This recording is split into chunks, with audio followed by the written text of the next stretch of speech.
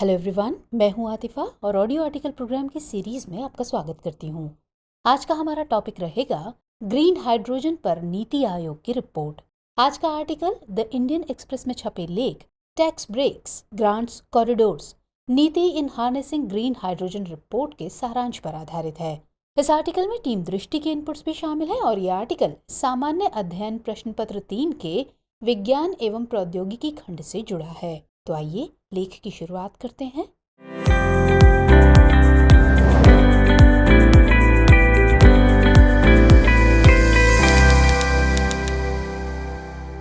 बीते दिनों सरकार के थिंक टैंक कहे जाने वाले नीति आयोग ने harnessing green hydrogen opportunities for deep decarbonisation in India नामक एक रिपोर्ट प्रकाशित की है। इसका मकसद देश में ग्रीन या हरित हाइड्रोजन के उत्पादन को बढ़ावा और डीप डिकार्बनाइजेशन के अवसरों की तलाश करना है। गौरतलब है कि इस रिपोर्ट को नीति आयोग ने दिल्ली स्थित थिंक टैंक RMI इंडिया के सहयोग से तैयार किया है। इस रिपोर्ट में नीति आयोग ने हरित हाइड्रोजन को बढ़ावा देने के लिए GST, कस्टम ड्यूटी जैसे टैक्स रिजीम में कमी करने या छूट देने की सिफारिश की है।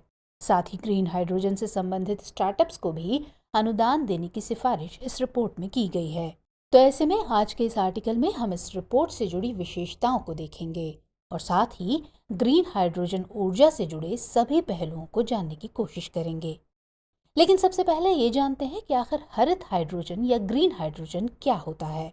तो ग्रीन हाइड्रोजन दरअसल ऊर्जा का एक स्वच्छ रूप है। इसका उत्पादन सौर और पवन ऊर्जा आदि जैसे नवीकरणीय ऊर्जा स्रोतों का उपयोग करके किया जाता है। इसके लिए जल का विद्युत अपघटन यानी इलेक्ट्रोलिसिस ऑफ वाटर किया जाता है। इस प्रक्रिया में विद्युत द्वारा जल को हाइड्रोजन और ऑक्सीजन में अपघटित किया जाता है और इस प्रकार प्राप्त किए गए हाइड्रोजन को ही ग्रीन हाइड्रोजन कहा जाता है। गौरतलब है कि हाइड्रोजन ऊर्जा के अन्य प्रारूप जैसे ब्राउन हाइड्रोजन, ग्रे हाइड्रोजन और ब्लू हाइड्रोजन आदि की ही तरह ग्रीन हाइड्रोजन भी है। आपको बता दें कि नवीकरणीय संसाधनों से प्राप्त ग्रीन हाइड्रोजन का कार्बन फुटप्रिंट अन्य हाइड्रोजन की तुलना में कम होता है। मौजूदा समय में भारत में उत्पादित अधिकांश हाइड्रोजन ग्रे हाइड्रोजन है। इनका उत्पादन प्राकृतिक गैस और अमोनिया का उपयोग कर किया जाता है। चूंकि अमोनिया या प्राकृतिक गैस से ग्रे हाइड्रोजन का उत्पादन काफी महंगा पड़ता है, ऐसे में सरकार ग्रे हाइड्रोजन के विकल्प के रूप में ग्रीन हाइड्रोजन के उपयोग को बढ़ावा दे रही है। वहीं ब्राउन हाइड्रोजन का उपयोग कोयले का इस्तेमाल करके किया जाता है, जबकि ग्रे हाइड्रोजन और ब्लू हाइड्रोजन का उत्पादन प्राकृतिक गैस की मदद से किया जाता है। तो ये तो रही बात ग्रीन हाइड्रोजन की। अब हमें डीप डिकार्बनाइजेशन को भी समझ लेना चाहिए। दरअसल इस शब्द का मतलब कार्बन उत्सर्जक ईंधन के क्रमिक उन्मूलन के साथ अधिक टिकाऊ विकल्पों के उपयोग पर जोर देना है। जलवायु संकट से निपटने के लिए डीप डिकार्बनाइजेशन सिर्फ एक त्वरित अल्पकालिक उपाय न होकर एक दीर्घकालिक सक्रिय रणनीति है जो पृथ्वी पर जीवों को एक लंबा जीवन जीने के लिए आधार प्रदान करती है। साथ ही इसका मकसद विभिन्न क्षेत्रों से कार्बन उत्सर्जन में कमी लाना और स्वच्छ ऊर्जा को बढ़ावा देना है। चलिए अब इस सब के बाद देखते हैं कि ग्रीन हाइड्रोजन पर जारी हालिया रिपोर्ट क्या कहती है। नीति आयोग ने सरकार के विजन और लक्ष्यों को चिन्हित करते हुए ये रिपोर्ट जारी की है और रिपोर्ट में नीति आयोग ने डीप डिकार्बनाइजेशन के लिए हरित हाइड्रोजन को ऊर्जा के रूप में मान्यता दी है।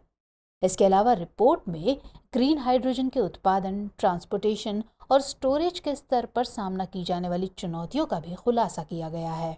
आपको बता दें कि नीति आयोग ने अपनी इस रिपोर्ट में विभिन्न चुनौतियों को दूर करने और भारत को वैश्विक ग्रीन हाइड्रोजन हब बनाए जाने पर भी ध्यान केंद्रित किया है। इसके अलावा इस रिपोर्ट में समस्याओं के समाधान के लिए 10 एक्शनेबल स्टेप्स पर भी चर्चा की गई है, जो सरकार को ग्रीन हाइड्रोजन से संबंधित राष्ट्रीय कार्य योजना तैयार करने में मददगार साबित हो सकती है। गौरतलब है कि अभी तक विश्व के लगभग 45 देशों ने हाइड्रोजन ऊर्जा को बढ़ावा देने के लिए अपने देशों में संबंधित रोड मैप जारी किया है। नीति आयोग के मुताबिक हाइड्रोजन उत्पादन की उच्च लागत, आपूर्ति श्रृंखला समस्याएं, कानूनी जटिलता आदि भारत के हाइड्रोजन अर्थव्यवस्था बनने की दिशा में सबसे बड़ी बाधा हैं।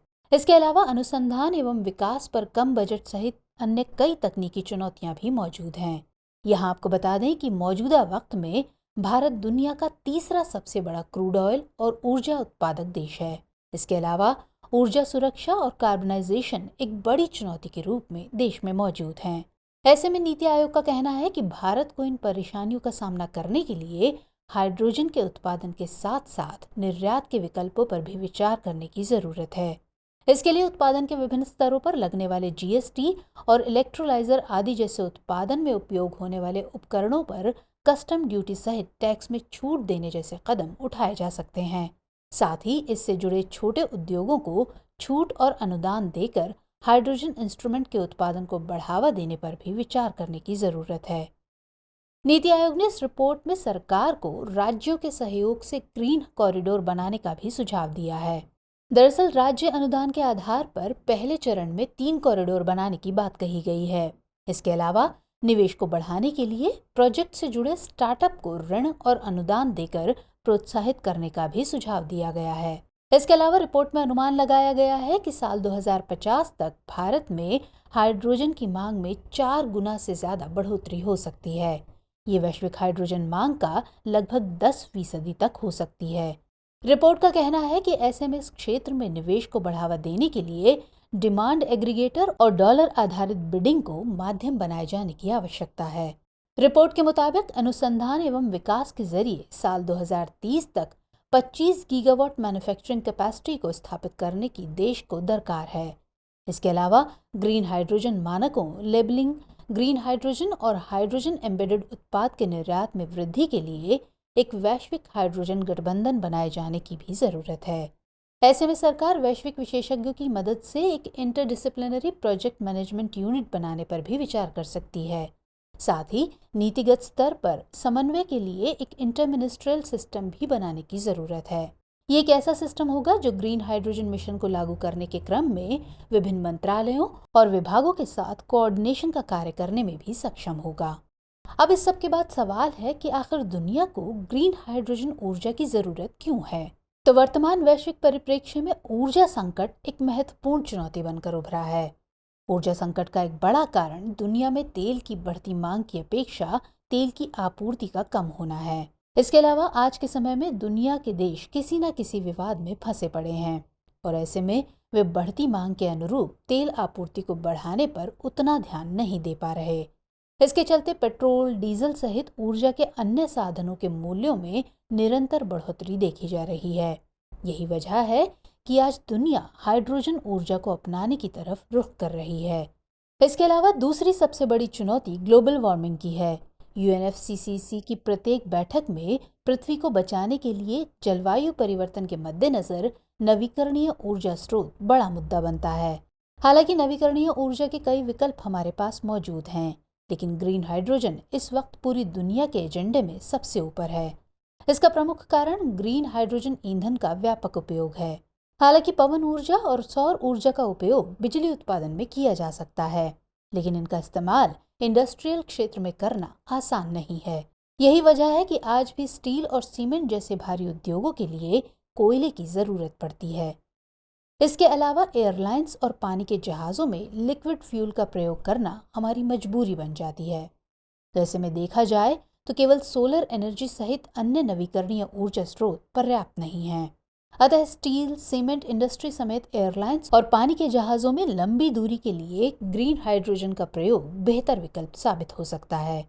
इस तरह कार्बन एमिशन को कम करके धरती के तापमान को पूर्व औद्योगिक युग के तापमान के स्तर से 1.5 से 2 डिग्री सेल्सियस तक सीमित रखने में भी ये मददगार साबित हो सकता है। भारत की बात करें तो भारत सरकार का लक्ष्य है कि साल 2070 तक नेट जीरो टारगेट को हासिल करे। इसके अलावा साल 2030 तक 500 गीगावाट नवीकरणीय क्षमता निर्माण के साथ कुल ऊर्जा मांग का लगभग 50% नवीकरणीय ऊर्जा के स्रोतों से पूरा करना है। साथ ही साल 2030 तक उत्सर्जन तीव्रता को जीडीपी के 45% तक कम करने का भी लक्ष्य रखा गया है। ऐसी परिस्थिति में ग्रीन हाइड्रोजन न केवल इन लक्ष्यों को पूरा करने में सहायक होगा, बल्कि ऊर्जा निर्यात के भी द्वार खोलने में सक्षम होगा। चलिए अब इस सब के बाद बात कर लेते हैं कि भारत में ग्रीन हाइड्रोजन को बढ़ावा देने के लिए भारत सरकार क्या कुछ प्रयास कर रही है। तो भारत सरकार ने साल 2021-22 में बजट में राष्ट्रीय हाइड्रोजन ऊर्जा मिशन की घोषणा की थी। इसका मकसद हाइड्रोजन को वैकल्पिक ऊर्जा स्रोत के रूप में उपयोग करने के लिए एक रोड मैप तैयार करना और भारत की बढ़ती अक्षय ऊर्जा क्षमता को हाइड्रोजन अर्थव्यवस्था के साथ जोड़ना था। इसके अगले साल यानी साल 2022 में भारत सरकार द्वारा ग्रीन हाइड्रोजन नीति भी जारी की गई। इस नीति में साल 2030 तक 5 मिलियन टन प्रतिवर्ष ग्रीन हाइड्रोजन उत्पादन का लक्ष्य रखा गया। गौरतलब है कि ये लक्ष्य देश में मौजूदा हाइड्रोजन मांग का 80% से अधिक है। इन सब के अलावा सड़क परिवहन और राजमार्ग मंत्रालय ने इसी साल हाइड्रोजन आधारित सेल इलेक्ट्रिक वाहन टोयोटा मिराई पेश किया। ये ग्रीन हाइड्रोजन आधारित भारत की पहली परियोजना थी। इसके अलावा भारत सरकार ग्रीन हाइड्रोजन की दिशा में प्रोडक्शन लिंक्ड सब्सिडी देने पर भी विचार कर रही है। ऐसी परिस्थिति में नीति आयोग द्वारा प्रकाशित ये रिपोर्ट कहीं न कहीं भारत सहित विश्व के हाइड्रोजन ऊर्जा भविष्य पर अपना ध्यान केंद्रित करती है। अब इन सब बातों के मद्देनजर ये भी जान लेते हैं कि आखिर ऐसे में आगे की राह क्या हो सकती है। नीति आयोग द्वारा जारी ग्रीन हाइड्रोजन रिपोर्ट पर सरकार को गहराई से विचार करने की जरूरत है ताकि ग्रीन हाइड्रोजन ऊर्जा को बढ़ावा देना आसान हो सके। साथ ही ग्रीन हाइड्रोजन कॉरिडोर बनाने की दिशा में तेजी से काम करने की भी जरूरत है। इस क्रम में राज्यों के सहयोग की दरकार होगी। रिलायंस और इंडियन ऑयल कॉरपोरेशन जैसी बड़ी रिफाइनरी ग्रीन हाइड्रोजन उत्पादन सुविधाएं स्थापित करने की फिराक में है, लेकिन मांग के अभाव के कारण बड़े पैमाने पर निवेश करने से ये सब इकाइयां डरती हैं। इसलिए इन कमियों को दूर करने की दिशा में भी सरकार को प्रयास करने की जरूरत है। इसके अलावा ग्रीन हाइड्रोजन पॉलिसी के जरिए ग्रीन हाइड्रोजन की मांग को बढ़ावा देने की दरकार है। ग्रीन हाइड्रोजन पारितंत्र के निर्माण की दिशा में हाइड्रोजन खरीद दायित्वों यानी हाइड्रोजन परचेज ऑब्लिगेशंस अथवा अन्य मांग को प्रेरित करने वाले कारकों की भी आवश्यकता है। चलिए अब नोट करते हैं आज का अभ्यास प्रश्न। ग्रीन हाइड्रोजन ऊर्जा से आप क्या समझते हैं? नीति आयोग द्वारा प्रकाशित हार्नेसिंग ग्रीन हाइड्रोजन रिपोर्ट में भारत को हाइड्रोजन हब बनाने के लिए क्या सुझाव दिए गए हैं?